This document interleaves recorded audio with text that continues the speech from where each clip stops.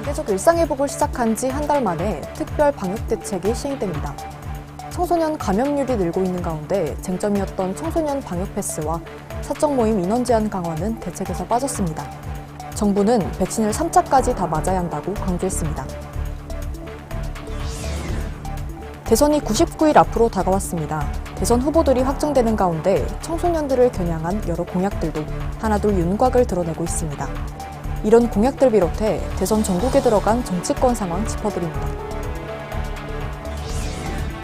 2022학년도 수능시험이 끝났습니다.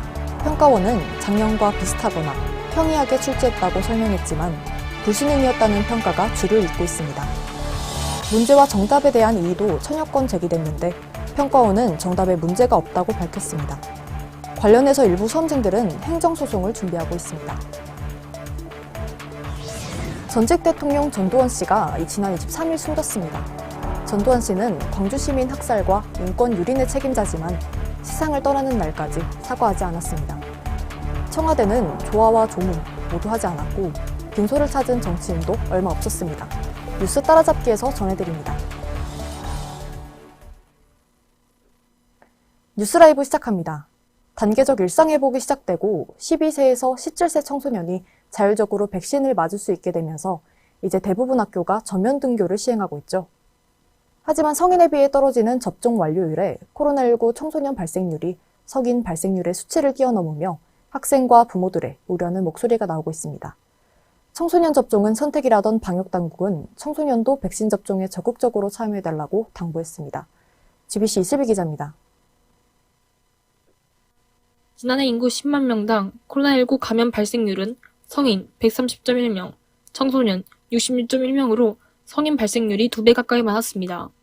그런데 10월 말부터 지난주까지의 10만 명당 발생률을 보면 성인 76명, 청소년 99.7명으로 청소년 발생률이 성인 발생률을 넘었습니다. 방역당국과 교육당국은 청소년 연령대가 백신을 접종하지 않았기 때문에 이 같은 현상이 나타나는 것으로 보고 있습니다.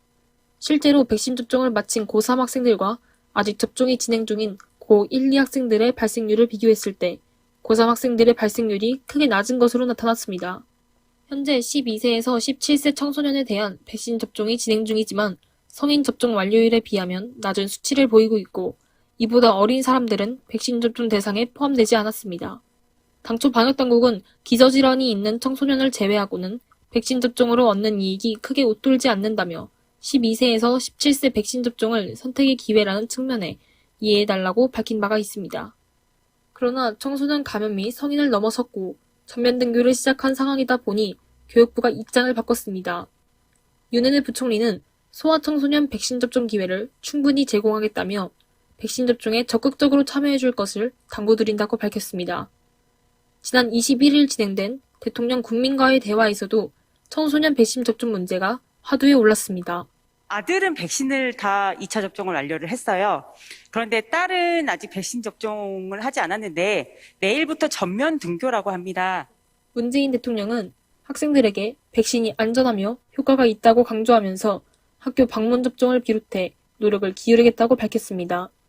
12세 이하 연령대에 대한 백신 접종에 대해서는 다른 나라 경과를 지켜보겠다며 신중한 입장을 밝혔습니다. 초등학생이나 유치원에 해당하는 5세부터 11세까지 이 부분에 대해서도 미국에서는 지금 시행을 하기 시작했습니다. 우리가 그 경과를 잘 지켜보고 그것이 안전하고 효과가 있다고 판단되면 한국도 백신 접종 연령을 낮추어 나가도록 하겠습니다. 네. GBC 이슬비입니다. 지난달 일상회복이 시작되고 코로나19 확산세가 심해지자 어제 특별 방역대책이 발표됐습니다. 정부는 일상회복 1단계를 유지한다 밝혔고 3차 접종을 권고하며 긴장의 끈을 놓아선 안 된다고 덧붙였습니다. 논의되고 있던 걸로 알려졌던 청소년 방역 패스는 이번 대책에서 제외됐습니다. 박민 기자의 보도입니다. 정부가 특별 방역 대책을 내놓았습니다. 일상회복 1단계 한 달 동안 코로나 확산세가 거세지면서 위험도 단계도 매우 높음에 달했기 때문입니다. 하지만 다시 거리두기로 돌아가지는 않고 일상회복 2단계 시행을 미룬다는 겁니다. 방역 당국뿐 아니라 모든 부처가 합심하여 지금의 고비를 극복하고 완전한 일상회복의 길로 나아갈 수 있도록 최선을 다해 주기 바랍니다. 이번 방역 대책은 4주간 시행됩니다. 핵심은 3차 접종과 백신 접종 홍보입니다. 현재 2차 접종까지만 마친 18세에서 49세 연령에 대해 2차 접종 완료 후 5개월 뒤부터 추가 접종을 받도록 했습니다. 사전 예약은 12월 2일부터, 접종은 4일부터 시작됩니다. 이에 따라 기존의 유효기간 없이 활용하던 방역 패스는 2차 접종 완료 후 6개월 동안만 효력을 갖게 됩니다. 현재는 기본 접종을 기준으로 하고 있으나 시간 경과에 따라서 접종 효과가 감소하는 것을 반영하여 이 밖에 위중증과 사망을 억제하기 위해 국내 항체 치료제 사용을 확대하는 한편 변이 진단 체계를 신속히 갖추겠다고도 밝혔습니다. 재택치료 확대와 병상 확보 계획도 내놓았습니다. 앞으로는 재택치료에 대한 동의 여부와 관계없이 모든 확진자가 기본으로 재택치료로 배정되며 입원 요인이 있는 경우에만 병상을 배정받게 됩니다. 논의 대상으로 알려졌던 사적 모임 인원 제한 강화나 다중이용시설 영업시간 제한 제도 입은 이번 방역 대책에서 빠졌습니다. 상황이 엄중하지만 일상회복을 되돌려 과거로 후퇴할 수 없다는 게 정부 설명입니다. 청소년 방역 패스도 이번 방역 대책에서 제외됐습니다. 다만 중증 감염 사례나 백신 접종률 등 상황에 따라 관계부처와 협의해 적용을 검토하겠다고 덧붙였습니다. 정부는 3차 접종이 필수 접종이라며 예방접종에 더해 일상에서 경과 시행을 가져달라고 당부했습니다. 가급적 불필요한 모임과 약속은 자제하고 개인 방역수칙을 철저히 지켜주시기를 부탁드립니다. 대심이 황민입니다.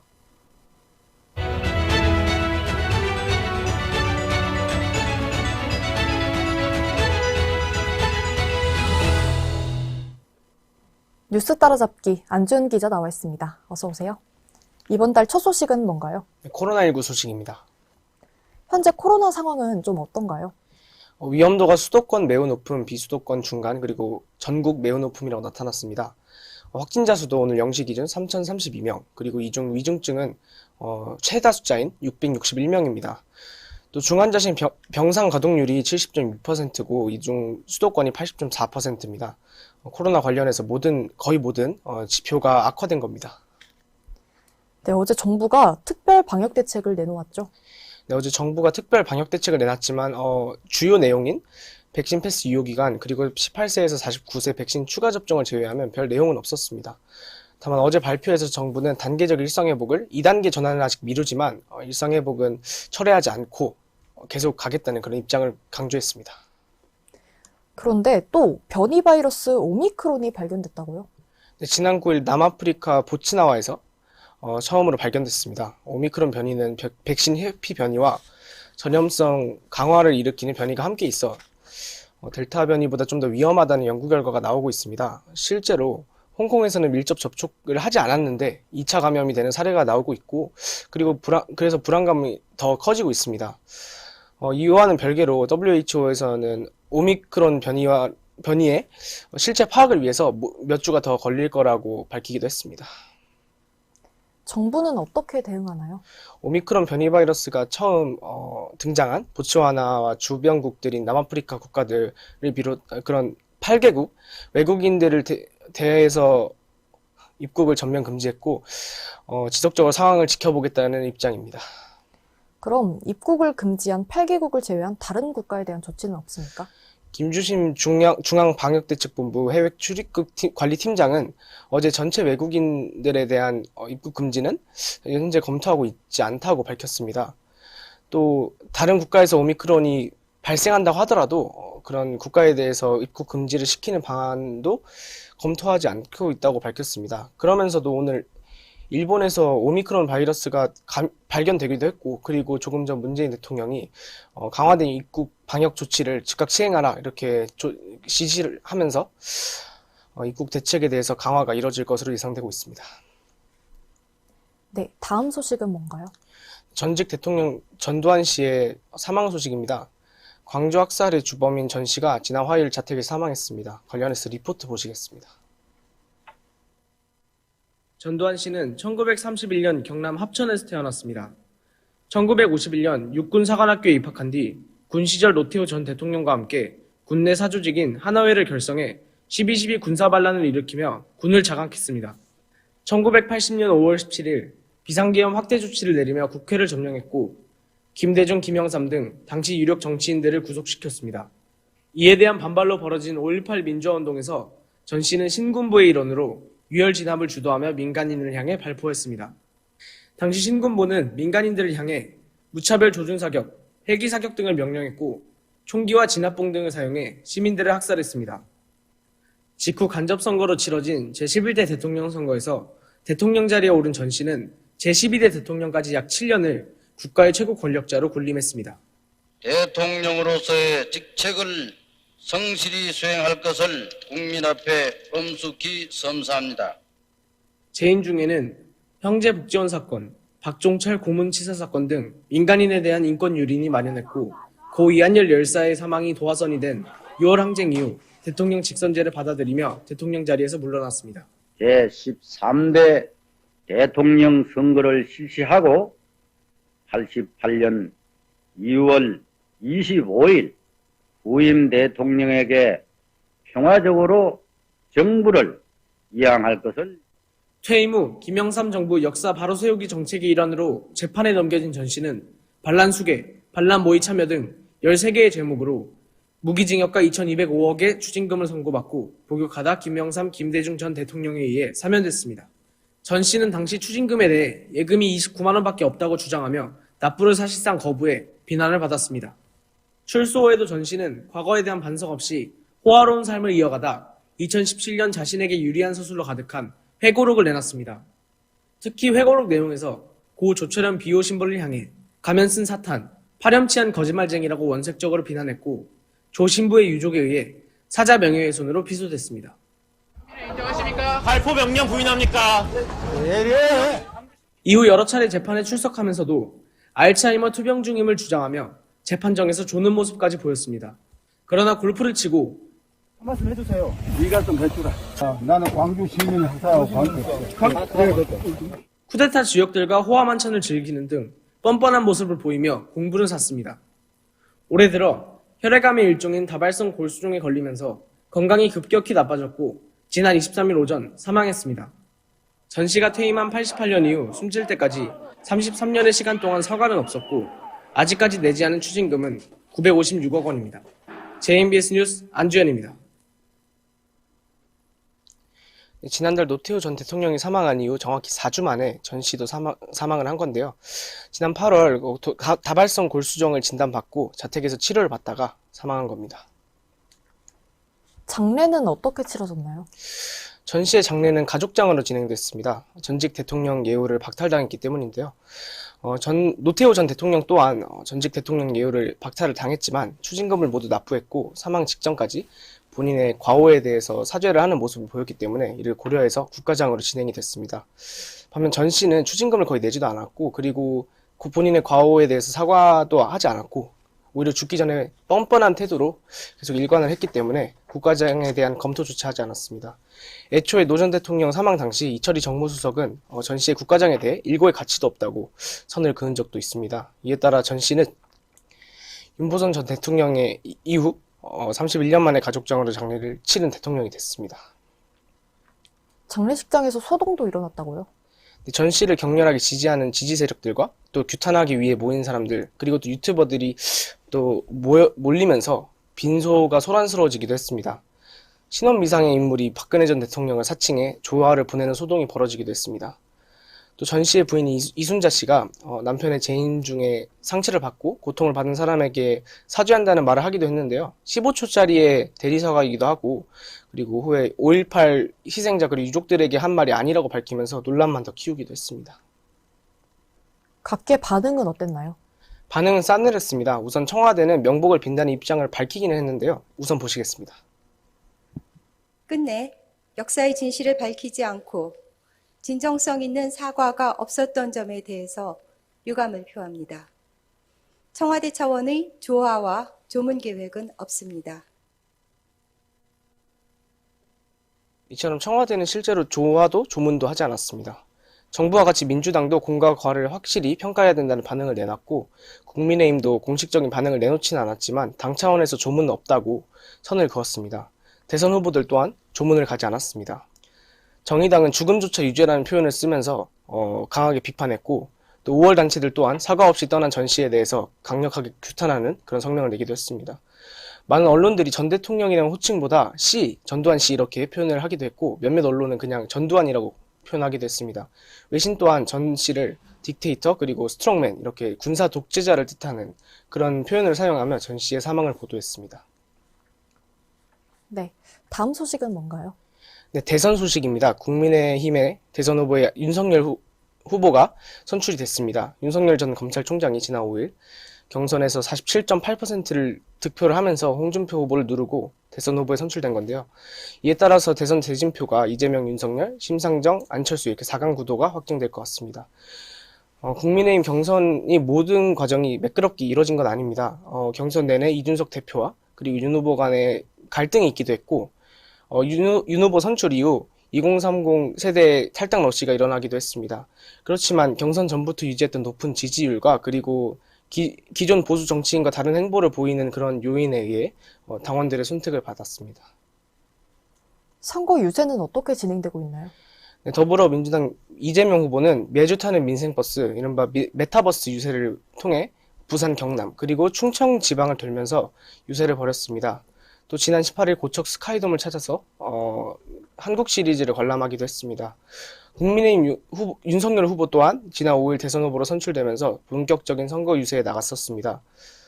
대선 후보로 선출된 직후 송파구 가락시장을 찾기도 했고 이후 이준석 대표와 경의선 숲길에 위치한 카페에 비공개 오찬을 가지기도 했습니다. 이후 모교인 서울대를 찾기도 했고 신림역 일대를 방문하면서 거리에서 시민들을 만나기도 했습니다. 정의당 심상정 후보는 이재명 후보의 메타버스를 겨냥한 심상치 않은 버스라는 것을 런칭을 하면서 본격적인 유세에 시작을 했고 국민의당 안철수 후보는 메타버스 기술을 이용한 가상공간 유세에 나서고 있습니다. 후보들의 논란은 좀 사그라들었나요? 논란은 여전히 거셉니다. 이재명 후보의 대장동 개발 의혹 그리고 윤석열 후보의 고발사주 의혹은 여전히 풀리지 않고 있습니다. 특검에 대한 요구도 많지만 아직까지 진전된 건 없는 상황입니다. 또 이재명 후보의 흉악범 변호 논란 그리고 윤석열 후보 부인 김건희 씨의 도이치모터스 주가 조작 논란 또한 여전히 진행 중입니다. 네, 지금까지 안주현 기자와 이야기 나눠봤습니다. 감사합니다. 이렇게 대선이 99일 앞으로 다가오며 대선 후보들의 공약에도 관심이 쏠리고 있습니다. 이제 한 표를 행사할 수 있는 청소년의 표심을 얻기 위한 교육, 복지 관련 공약도 하나둘 나오고 있는데요. NTN 신보선 기자가 전해드립니다. 20대 대선 국면이 진행되면서 각 후보들의 청소년 관련 교육 복지 분야 정책의 윤곽이 드러나고 있습니다. 더불어민주당 이재명 후보는 민주당 내 경선 당시 관련 공약을 몇 차례 언급한 적이 있습니다. 이 후보는 지난 7월 공정성장을 위해 미래 인재를 양성해야 한다며 공교육 혁신과 평생교육 시스템 확충, 역량 강화 교육 등을 내세웠습니다. 이 후보는 또 대학생 학자금 부담을 덜기 위해 학자금 대출 이자를 지원하는 사업을 추진하고 수강 학점에 비례해 등록금을 납부하는 학점비례 등록금제를 실시하겠다고 했습니다. 모든 여성 청소년에게 생리대 구입비를 지급해 생리빈곤 사각지대를 없애고 빈곤층의 낙인도 지우겠다며 여성 청소년 생리대 보편 지원 등이 골자인 성평등 정책 공약 또한 발표했습니다. 경선 이후에는 대대적인 교육 투자가 필요하다고도 강조했습니다. 똑같은 거를 똑같은 방식으로 가르치는 것은 점점 의미가 사라집니다. 이 교육 시스템을 많이 바꿔야 됩니다. 교육 내용도 바꿔야 돼요. 교육 방식도 바꿔야 돼요. 시설도 바꿔야 돼요. 국민의힘 윤석열 후보는 당내 경선이 진행 중이던 지난달 청년 공약을 발표하는 자리를 가졌습니다. 공정한 기회와 투명한 절차를 보장하며 분모 찬스가 아닌 공정한 출발선을 제공하는 사회가 진정한 청년을 위한 사회라고 생각합니다. 윤 후보는 입시 공정을 내세우며 정시 비율을 확대하고 입시 제도를 단순화하겠다고 공약했습니다. 또한 대학에 원스트라이크 아웃제를 도입해 입시 비리에 대한 직권조사를 강화, 입시의 공정성을 확보하겠다고 했습니다. 앞서 윤 후보 캠프는 누리과정 전면 실시를 계기로 만 5세 아동에 대해 무상교육을 실시하겠다고 밝혔습니다. 창의성은 미래의 경쟁력으로 아이들은 창의성을 갖고 자라야 한다며 교육혁신으로 4차 산업혁명 시대를 철저히 대비하겠다고도 했습니다. 정의당 심상정 후보는 아동 청소년을 유인하는 온라인 그루밍 범죄에 대해 현장 점검을 강화하는 한편 아동 청소년 형상의 리어돌에 대해서는 수입 및 판매 유통을 규제하겠다고 했습니다. 성적 자기결정권을 바로 세우기 위해서는 어릴 때부터 성적 동의와 자기결정권을 배워야 합니다. 조기 성교육을 제도화하겠습니다. 또한 어린이 청소년 과일간식 지원 사업을 확대하겠다고 했습니다. 국민의당 안철수 후보는 초등 돌봄 교실을 저녁 7시까지 운영하고 원하는 학생은 누구나 참여할 수 있도록 하겠다고 밝혔습니다. 안 후보는 대학 입시에서 수시를 전면 폐지하고 수능과 내신으로 평가하는 정시전형으로 전환하는 내용의 입시 정책 공약을 내세웠습니다. 또 수험생들의 기회보장을 앞세우며 7월과 10월 두 차례 수능 시험을 시행해 좋은 점수를 반영하는 방안을 내세웠습니다. 반칙과 특권, 부모 찬스 없는 공정사회를 실현하고 개천에서 용나는 사회를 만들기 위해서 국가혁명당 허경영 후보는 지난 17일 페이스북을 통해 이전 선거에 이어 수능 폐지를 공약했습니다. 또 청소년들에게 건강식을 지급하고 시력이 좋지 않은 청소년에 대해서는 안경을 무료로 지급하겠다는 이색 공약도 내세웠습니다. 이제 대선까지 남은 날은 99일. 각 후보들의 공약이 계속 마련되면서 청소년들을 위한 정책도 속속 준비될 것으로 보입니다. MTN 뉴스 신보선입니다. 지난 18일 대학 수학능력 시험이 치러졌죠. 평가원은 평이하게 출제했다고 밝혔지만 수능 시험을 치른 학생들은 작년과 비교해 난이도가 높아졌다며 실제로는 불수능이었다고 비판했습니다. 문제에 대한 이의도 1000여 건이 접수됐습니다. JMBS 문지원 기자가 보도합니다. 지난 18일 2022학년도 대학 수학 능력 시험이 치러졌습니다. 처음으로 치러진 문이과 통합형 수능으로 국어와 수학 영역에 선택형 문제가 도입됐고 영어는 EBS 연계율이 축소되면서 체감 난이도가 작년보다 높아졌다는 평가입니다. 한국교육과정평가원은 작년 출제 기조를 유지하는 게 기본 방향이었다며 작년과 비슷하거나 평이하게 출제됐다고 밝혔습니다. 모든 영역에서 학생들의 과도한 수험 준비 부담을 완화하고 학교 교육의 내실화에 도움이 될 수 있도록 현행 교육 과정의 범위와 수준을 유념하여 출제하였으며 하지만 평가원 입장과는 달리 수능 이후 가채점을 한 수험생들은 이번 수능이 역대급 불수능이었다는 평가를 하고 있습니다. 입시 관련 업체들이 예상한 이번 수능의 1등급 구분 원점수, 이른바 등급컷은 국어는 82점에서 85점, 수학은 81점에서 88점 사이였습니다. 지난해 국어 1등급 컷이 88점, 수학은 가, 나형 모두 92점이었던 데에 비해 체감 난이도가 높아진 겁니다. 문제에 대한 이의 신청도 1000여 건이 접수됐습니다. 영어 영역 34번과 생명과학 2 20번 문항으로 각각 복수 정답 여부와 지문 오류에 대한 이의 신청이었습니다. 새로운 요소가 여러 도입된 수능인 만큼 이처럼 혼란이 빚어지기도 했지만 45만여 수험생이 학교생활 12년의 결실을 맺으며 수능 시험을 마쳤습니다. 수능 성적표는 다음 달 10일 배부됩니다. JMBS 뉴스 문지연입니다. 이번 수능 논란 중 가장 말이 많았던 평가원 출제 오류 여부 논란과 관련해서 JMBS 문지원 기자와 이야기 나눠보겠습니다. 어서 오세요. 문제에 오류가 있다는 논란이 있었는데 변동 없이 답이 그대로 확정됐다고요? 네, 그렇습니다. 한국교육과정평가원은 어제 보도자료를 통해 올해 수능 정답, 번복 없이 최종 답안 확정됐다고 밝혔는데요. 지난 18일부터 22일까지 평가원은 76개 문항 중 총 1014건의 이익이 제기돼 심사했습니다. 문제 오류 지적과 관련된 473건 76문항에 대해서만 심사 및 검토를 진행한 결과 문제 및 정답에 이상 없음으로 판정했습니다. 이에 따라 오는 12월 10일까지 채점이 집행된 후 성적표가 통지됩니다. 논란이 가장 많이 있었던 건 생명과학 2 20번입니다. 원래 정답은 5번이었는데요. 해당 문항엔 156건의 의의가 제기됐으며 일부 학원과도 제시문에 모순이 있어 문제 성립이 되지 않는다고 평가를 내놓았습니다. 하지만 평가원은 교육과정 학업 성취 기준 변별하기 위한 평가 문항으로서 타당성은 유지된다고 판단했으며 이 문제의 답은 그대로 5번으로 최종 확정됐습니다. 생명과학 2 20번의 이의를 제기한 응시자들은 단톡방을 개설하고 행정소송을 준비 중이라고 밝혔습니다. 네, 그럼 생명과학 2 20번은 어떤 문제인가요? 생명과학 2의 20번 문항은 집단 1과 집단 2 중 하디-바인베르크 평형이 유지되는 집단을 찾고 이를 바탕으로 보기 진위를 판단할 수 있는지 평가하는 문항입니다. 평가원이 제시한 20번 문항의 정답은 5번으로 주어진 기역, 니은, 티귿, 즉 보기가 모두 옳다입니다. 그런데 문항에 제시된 조건들을 동시에 만족시키는 집단이 존재할 수 없으므로 해당 문항은 오류라는 주장이 제기됐습니다. 하지만 평가원은 이 신청에서 제기된 바와 같이 이 문항의 조건이 완전하지 않다고 하더라도 교육과정의 성취 기준을 근거로 하여 학업 성취 기준을 변별하기 위한 평가 문항으로서의 타당성은 유지된다고 판단했다며 정답을 5번으로 유지한다고 밝혔습니다. 영어 영역 34번도 문제가 됐다고요? 영어 영역 34번 문항은 지문 내 빈칸 내에 들어갈 오류를 찾는 문제였습니다. 본문의 퀘스처닝을 의문이 아닌 연구나 탐구로 해석한다면 2번뿐만 아니라 3번도 답이 될 수 있다는 의견이 나왔었습니다.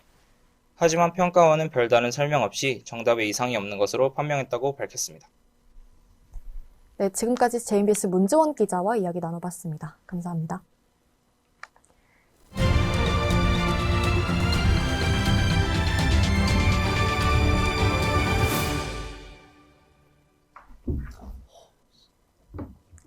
이용현 기자의 글로벌 뉴스입니다. 오늘도 다양한 세계 소식 준비되어 있습니다. 갑작스럽게 약 1,000만 명의 인구가 증가한 중국, 무슨 일일까요? 또 캐나다에서는 기록적인 폭우가 발생했다고 합니다. 덩달아 사재기 현상도 일어나 큰 피해를 입은 것으로 보입니다. 그리고 우리나라의 자랑, BTS가 아메리칸 뮤직 어워즈에서 무려 3관왕의 성과를 거뒀다고 합니다. 자세히 이야기 나눠보도록 하겠습니다. 어서 오세요. 첫 번째 소식 전해주세요. 네, 첫 소식, 갑자기 인구가 1160만 명 늘은 중국입니다. 2010년에 중국이 발표한 제6차 인구조사 자료에서는 2000에서 2010년에 태어난 사람은 1억 6,090만 명이었지만 최근 발표된 제7차 인구조사에서는 1억 7,250만 명으로 집계되었습니다. 무려 10년 만에 1,160만여 명이 증가한 겁니다. 갑작스럽게 출생신고가 늘어나는 것은 한자녀 정책과 관련이 있습니다. 중국은 1970년대 인구는 증가하지만 식량이 부족하자 빈곤에서 벗어나기 힘들 것이라고 판단하고 1979년에 한자녀 정책을 도입했는데요. 두 자녀부터는 벌금을 부과하다 보니 처벌을 피하려고 출생신고를 하지 않았는데 2016년 이 정책이 폐지되자 출생신고가 늘어난 것으로 중국 언론은 분석했습니다. 중국은 2016년부터 두 자녀 정책을 시행했다가 올해부터는 세 자녀 정책으로 전환했습니다. 네, 두 번째 소식 볼까요? 네, 두 번째 소식, 기록적인 폭우 쏟아진 캐나다입니다. 이달 14일과 15일 캐나다 서부에서는 기록적인 폭우가 쏟아져 비상사태가 선포되었습니다. 브리티시 컬럼비아주에서 홍수와 산사태로 인해 마을이 고립돼 약 18,000여 명이 대피했습니다. 캐나다 최대 항구로 불리는 밴쿠버항을 향하는 도로, 철도 등이 끊기는 등 물류가 마비되자 사재기 현상도 발생하였습니다. 캐나다 서부 지역 대형 슈퍼마켓인 세이브온푸드는 트위터를 통해 제발 당신의 가족이 지금 필요한 것만 사세요라며 사재기를 하지 말아달라고 당부하기도 했습니다. 이런 현상이 발생하고 있는 가운데 마이크 파너스 브리티시 컬럼비아주 공공안전부 장관은 열흘 동안 주유소에서 연료를 30리터 이하만 사도록 제한했다고 밝혔습니다. 캐나다 정부는 붕괴한 공급망 지원과 이재민을 돕기 위한 재난지역에 공군을 파견했습니다. 6개월 전에도 기록적인 온도 상승과 함께 산불, 가뭄이 발생했는데 기후변화로 자연재해가 발생하는 것을 통해 우리가 자연을 고민하고 친환경적으로 바꿔나가야 할 때가 아닐까 생각됩니다. 네, 마지막 소식은 뭔가요? 네, 마지막 소식, 올해의 아티스트상 BTS입니다. 지난 21일 방탄소년단이 미국 3대 음악 시상식 아메리칸 뮤직 어워즈에서 올해의 아티스트상을 포함한 3관왕을 수상했습니다. 시상식은 미국 로스앤젤레스 마이크로소프트 시어터에서 열렸는데요.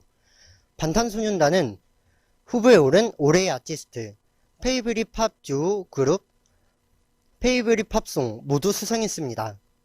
아시아 가수로서 올해의 아티스트 후보에 오른 것부터 최초였는데요. 아메리칸 뮤직 어워즈는 대중투표로 수상자를 결정하여 더 의미가 있습니다. 리더 RM은 어떤 말을 해야 할지 모르겠다. 이렇게 훌륭한 아티스트들과 함께 서게 돼 영광이라며 모든 분께 감사하다고 소감을 전했습니다. 네, 지금까지 유용현 기자와 이야기 나눠봤습니다. 감사합니다. 대전 시청자 미디어 센터 청소년 기자단이 현재 중3에서 고1 학생들을 대상으로 3기 청소년 기자를 모집합니다. 모집 분야는 취재 기자, 촬영 편집 기자 등입니다. 모집 기간은 이번 주 금요일까지로 자세한 내용은 대전 시청자 미디어 센터 홈페이지와 페이스북을 통해 확인하실 수 있습니다. 오늘은 겨울비가 추적추적 내렸습니다. 지난 한 달 힘들고 고생했던 일들 모두 빗물에 흘려보내고 연말에만 느낄 수 있는 따뜻한 설렘 안고 12월을 맞이합시다. 지금까지 맹시정이었습니다. 시청해주신 여러분 고맙습니다.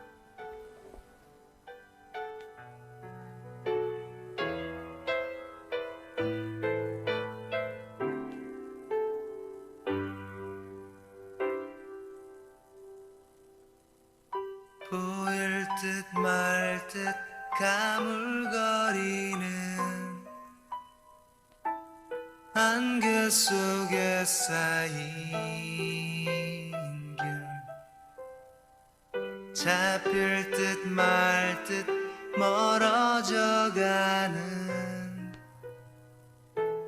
무지개와 같은